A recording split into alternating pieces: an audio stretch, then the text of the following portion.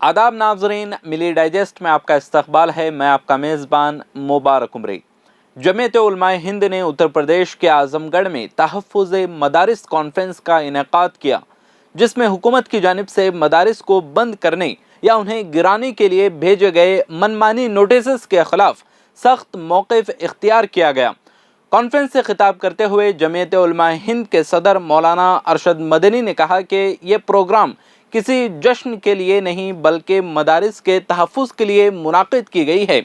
उत्तर प्रदेश के मदारिस को मुख्तलिफ़ किस्म के नोटिस मिल रहे हैं और उन्हें बंद किया जा रहा है। उन्होंने बताया कि आसाम, उत्तर प्रदेश, उत्तराखंड के बाद अब हरियाणा के हुकूमत ने भी पानीपत और दीगर इलाक़ों के मदारिस को नोटिस भेजने शुरू कर दिए हैं। मौलाना मदनी ने अंग्रेज़ों के ख़िलाफ़ आज़ादी की जद्दोजहद में मदारिस के किरदार को याद दिलाते हुए कहा कि मदारिस ने हमेशा मुल्क की खिदमत की है। ये इदारे सिर्फ दीनी तालीम ही नहीं देते बल्कि कौम की तरक्की में अहम किरदार अदा करते हैं।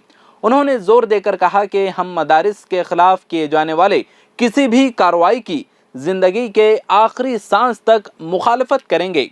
मौलाना मदनी के मुताबिक मुल्क भर में मदारिस को गैर कानूनी तौर पर बंद करने की कोशिशें की जा रही हैं, जबकि उन इदारों ने गरीब बच्चों को मुफ्त तालीम देकर मुआशरे में रोशनी फैलाई है।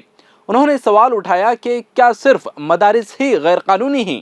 क्या सरकारी स्कूलों और कॉलेजेस में सब कुछ ठीक चल रहा है? कॉन्फ्रेंस में शुरका को याद दिलाया गया कि 1857 की जंग आज़ादी से लेकर 1947 तक मदारिस ने अंग्रेज़ों के ख़िलाफ़ उलमा और मुजाहिदीन तैयार किए। मौलाना मदनी ने कहा कि जब अंग्रेज़ों ने हिंदुस्तान पर कब्ज़ा किया तो सबसे पहले मदारिस को ही निशाना बनाया गया था, क्योंकि यही वो इदारे थे जो आवाम में बेदारी पैदा कर रहे थे। आज भी वही कुछ हो रहा है। मैं आपसे ये बात कहता हूँ कि मदारिस का किरदार इस मुल्क की जड़ों के अंदर घुसा हुआ है। अगर कोई नहीं मानता तो इसका मतलब यह है कि वो मुल्क की तारीख से नाआशना और नावाकिफ है। मैं आपसे कह रहा हूं, हो सकता है इससे पहले किसी ने न कहा हो, ये हिम्मत न की हो। इस मुल्क के अंदर जिसमें 250 साल तक इस मुल्क का हिंदू, मुसलमान, जैन, बुद्ध, हर आदमी के गले के अंदर अंग्रेज की गुलामी का तौक पड़ा हुआ था। हर आदमी गुलाम था। अगर किसी जगह से आजादी वतन के लिए जिहाद की आवाज निकली है, वो मदरसा है।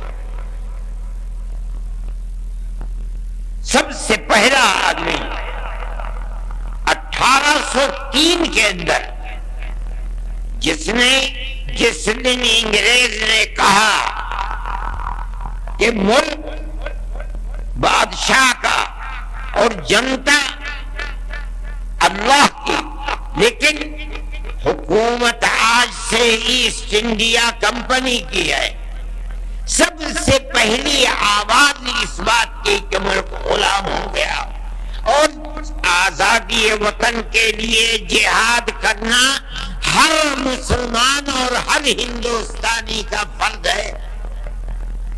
एक आलिम दीन की आवाज थी जो हजरत शाह वलीउल्लाह मुहद्दिस देहलवी के बेटे और उनके बेटों में सबसे ज्यादा इल्म जिनके दिमाग और सीने के अंदर पैवस्ता, शाह अब्दुल अजीज साहब मुहद्दिस देहलवी, एक मदरसे के अंदर दिल्ली में, जिसको लोग उनके दादा के नाम पर रहीमिया मदरसा कहते हैं, आज भी वो कला महल के अंदर उस मदरसे की बाकियात मौजूद हैं।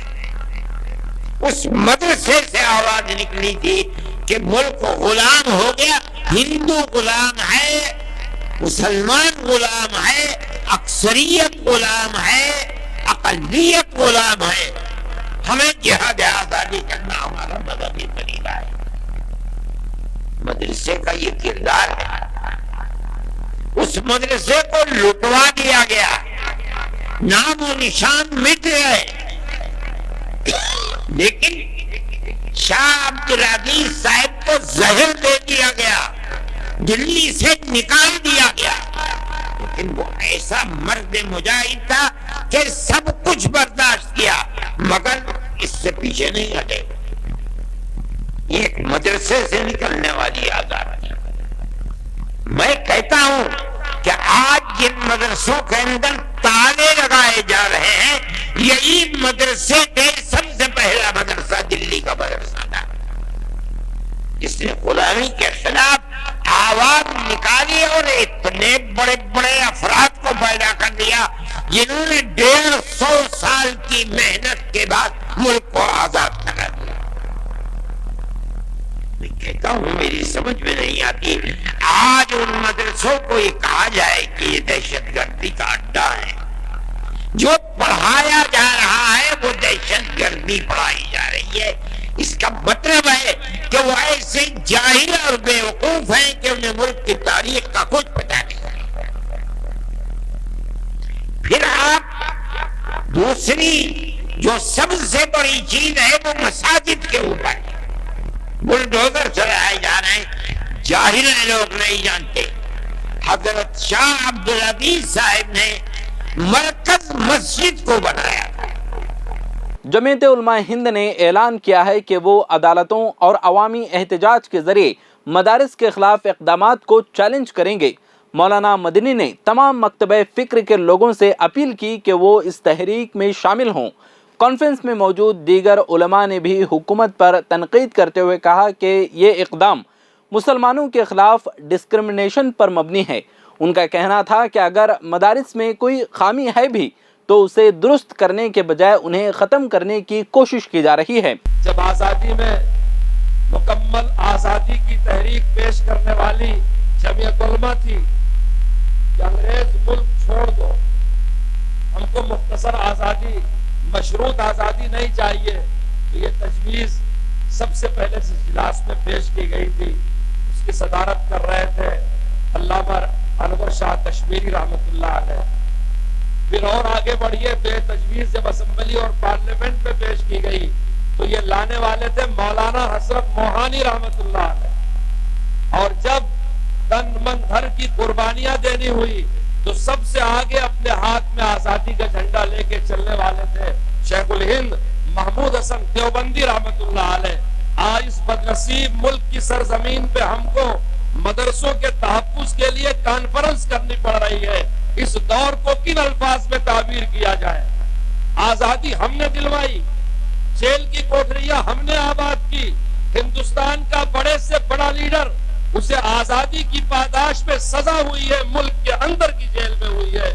जमीयत-ए-उलमा हिंद की जानिब से एक नेशनल लेवल कैंपेन का ऐलान किया गया है, जिसके तहत तमाम मदारिस को कानूनी चाराजोई के लिए तैयार किया जाएगा।